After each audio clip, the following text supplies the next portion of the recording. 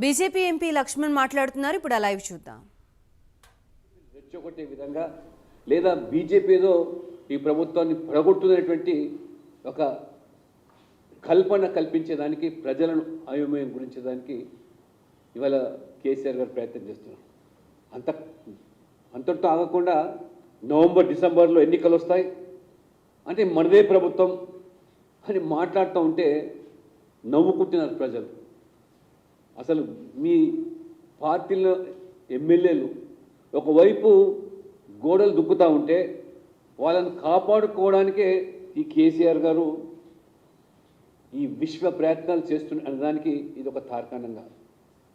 ఎన్నికలు వస్తాయి, మనదే ప్రభుత్వం వస్తుంది అంటే మీరు ఎక్కడ కూడా ఆ కోళ్ళను గంపలో కమ్మేదానికి ఏ ప్రయత్నం చేస్తారో ఆ రకంగా ఎమ్మెల్యేలు పూర్తిగా బీఆర్ఎస్ మీద ఇవాళ ఆశలు ప్రజలకు సరిపోయినాయి. రేవంత్ రెడ్డి గారు అంటారు హరీష్ రావు బీజేపీ ఏజెంట్ అని. హరీష్ రావు గారు ఏం చెప్తున్నారు, రేవంత్ రెడ్డి బీజేపీ ఏజెంట్ అని. అంటే వీళ్ళ మాటలు చూస్తూ ఉంటే బీజేపీ ప్రస్తావన లేని రాజకీయాలు ఇవాళ తెలంగాణలో వాళ్ళు మరి నడపలేకుంటున్నారంటే బీజేపీ బలమేమిటో ఇవాళ వారికి స్పష్టమైపోయినారు.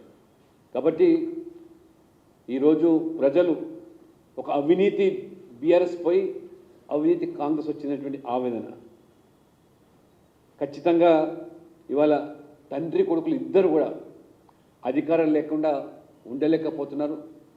4 నెలలు ఇవాళ అధికారం లేకుండా మరి నీళ్ళ నుంచి వచ్చిన చేపల గిలగిల కొట్టుకుంటూ మరి ఏ రకంగా ఇవాళ వారు మాట్లాడుతున్నారు. తండ్రి కొడుకులు ఇంకా అహంకారం వీడలేదు వాళ్ళు.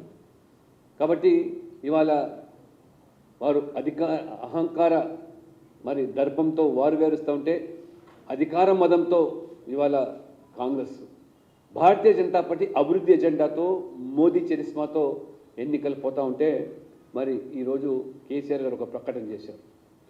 ఆయన ఇంకా ఇంట్లో నుంచి బయటికి వెళ్తాడని, లేచిపోయిందని ఇవాళ లేస్తూ ఉన్నాడు, తిరిగి ప్రచారం చేస్తూ ఉన్నాడు. కేసీఆర్ బస్ యాత్ర అని.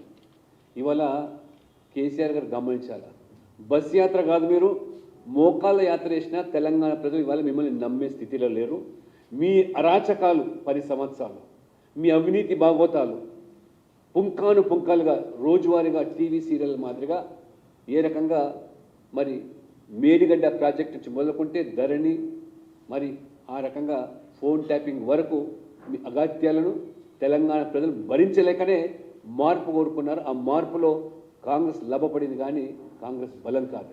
అందుకనే ఇవాళ దేశవ్యాప్తంగా కూడా కాంగ్రెస్ పార్టీ